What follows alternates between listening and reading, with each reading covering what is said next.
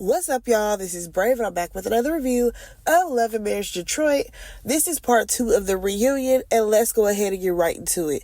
So we start this episode off with Christina and Kobe. They are still going back and forth. Can we have an honest conversation here? These two girls are not friends. I don't know why we keep trying to make fetch happen. I think it's crazy that we are expecting for Christina to still congratulate Kobe on a baby when these girls, they don't talk to each other. They are not friends with each other. What is this conversation? So then here comes Kimberly, and y'all already know she keeps having to add her 2 cents in, and we didn't ask for it, saying that, these ladies, they're going tit for tat. I don't think that's going tit for tat at all. I feel like Christina extended the olive branch by throwing the baby sprinkle, and by the next time they saw each other, Christina and not Kobe and Chelsea, they were getting into it, and y'all had the expectation for Christina to jump in, and that wasn't even her spot to do that, because Kobe should have never jumped in. So then they're asked if they can repair the friendship. And Kobe says that she's not pressed about it.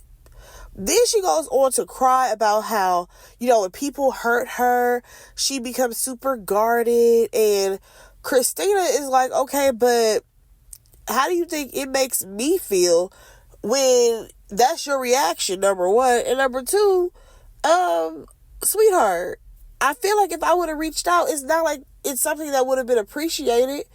It would have just been something like, oh, okay, thanks, Christina. You would have got off the phone, called LaToya, and been like, girl, don't you know that Christina called me? You know that's how that would have went down. So Carlos, he jumps in, and he's like, well, Kobe is hurt right now, and they're like sisters. They're not like sisters. That shit stopped season 1. Okay? It stopped season 1. We gotta stop holding on to that. Also, I understand that Kobe is crying, so it seems like she's more hurt than Christina is, but I feel like there's hurt on both sides. So they go to commercial break, and we still see that Chris and Kobe, they talk.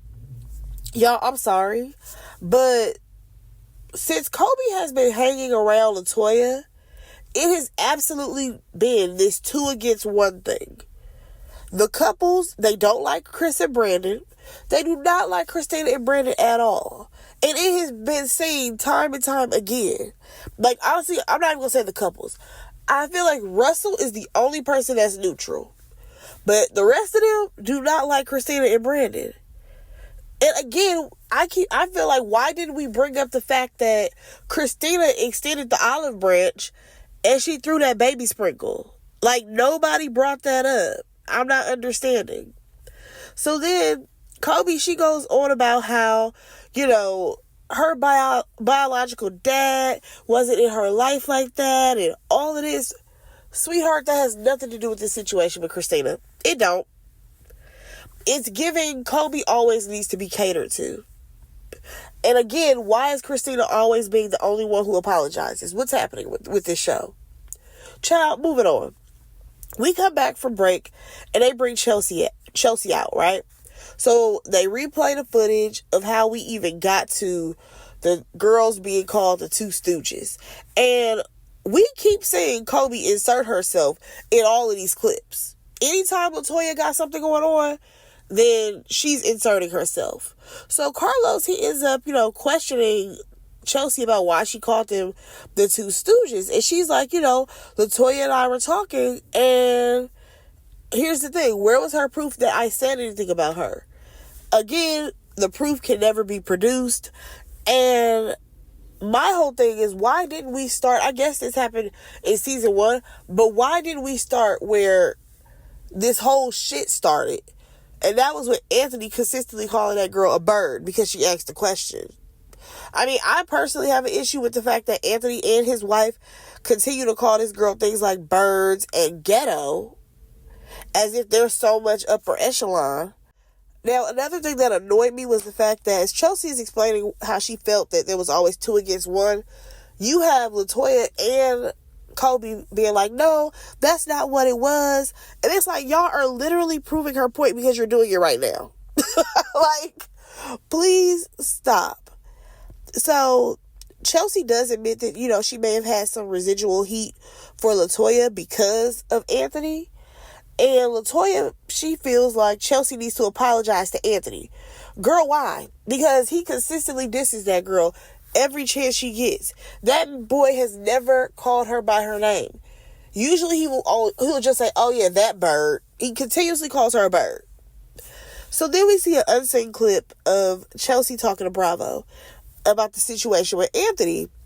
And she said, you know, it triggered some things in her because she has been through an abusive situation before.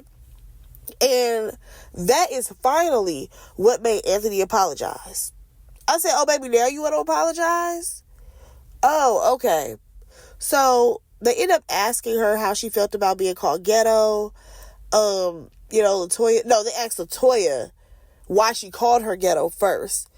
And LaToya was like, you know, because I don't do ghetto. Girl, I'm so annoyed with you. Let me just go ahead and move on. So then they end up asking Kobe if she felt like Christina needed to hold Chelsea accountable. And here's the thing. The conversation was between LaToya and Chelsea. Kobe, you keep involving yourself, and then you want to use the, oh my gosh, but I'm pregnant. Well, your pregnant ass needs to sit there and shut up. Like, be so for real. Then Brandon chimes in, is like, well, it's crazy because you want to say, oh, I have to defend LaToya, but nobody ever defends Christina. So why are you expecting for her to do that? Moving on. They asked Chelsea what type of friend Christina is, and she says that they're sisters. Basically, they really locked in. And when we go to break, we see Anthony over there lurking around trying to see if he can talk to Chelsea. And basically, he wants to know if they're on good terms. And I'm just like, the only reason why you're saying that is because you didn't know her story. Like, I call bullshit on that. You just don't want to be the person walking around with a guilty conscience. But like, sir, you should have even said, oh, are we cool? It should have been, you know what? I was wrong for constantly attacking you and calling you out your name. And then LaToya gonna wobble her ass over there and give that girl a hug. Just a mess. I can't with the Thompsons. Moving on from there, we talk to the Domines, okay, and how they've been added to the show. And it's crazy to me how Kim continuously acts like Christina was the one with the problem when she came on the show talking bad about Christina. Like, girl, what are you talking about? She's still upset about these fucking Android phones. And this is what's crazy to me. When it came down to the mutual friend who talked about about Kimberly's phone, Kimberly made it seem like, oh, this person was specifically Christina's friend. I didn't know that girl like that, and they said something reckless about me. No, this was a mutual friend that both of these ladies knew. And I'm just like, all because the shit was said at Christina's party, that does not hold her responsible for what somebody else said. Especially if it's a mutual friend. Like, girl, are you mentally okay upstairs? What are we talking about right now? And also, I've been giving Kimberly the side eye, especially when it comes to her throwing those clothes on the floor, because I'm still trying to understand, if that girl was not your friend, you haven't talked to her in 6 years, why did you still have those fucking clothes? That made no sense. So, like I said, Kim went on about that phone conversation, and I'm just like, it's crazy because you keep saying that Christina is manipulative, but girl, that's what you're giving. You're giving the manipulator because you absolutely made it seem like it was Christina's fault that them people was practically talking about your phone. Like, what are we talking about? Then out of nowhere, LaToya talks about how she's not intimidated by anybody. Girl, bye. So as they are going back and forth, Kimberly and Christina at this point, Christina is like, listen, you keep saying how you were such a great friend to me, but, I was such a bad friend to you. How? Please tell me how I was such a bad friend. Because you are a certain type of person. You like to be a giver. You like to do all the things. And when somebody doesn't exactly match your energy, then they become a bad friend. And honestly, Kimberly didn't even really answer the question. Okay? She didn't answer how Christina was a bad friend.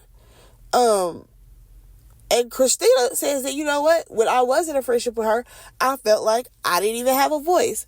There's a lot of people who have friendships that are a bit unbalanced, okay?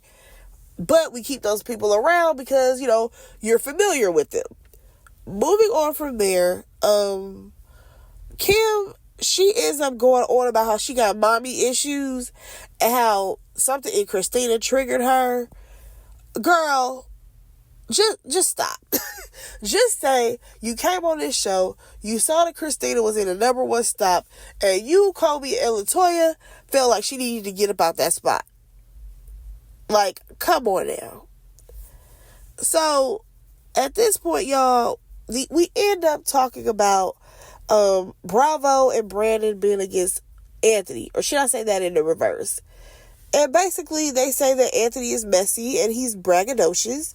And honestly, yeah, that's where the show ended. Y'all, I don't know about Love and Marriage Detroit. I feel like this has to be the last season. Unless they are trying to do a full cast shakeup. If we want to be honest, there's not enough going on. Like, I like Bravo and Keita, but they didn't need to be added to the show. Their personalities just ain't given. The Dobines bore me. Because outside of the beef with Christina, what else is going on? Kobe is just a crybaby. And Russell is a workaholic. What else is going on?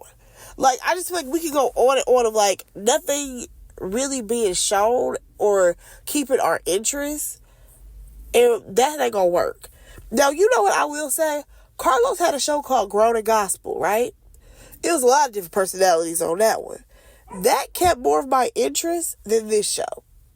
Because, again, same city, same Detroit, but these people are hella boring. So, I'm not sure if this one needs to come back. Overall, y'all, the season was the season. Oh, we did recently find out that Christina and Brandon are now divorced. Good for them. I want to see Christina flourish. Besides that, that was it. Let me know what y'all thought about it. Go ahead and like, comment, and subscribe to my channel. And I will talk to y'all in my next review. Bye, guys.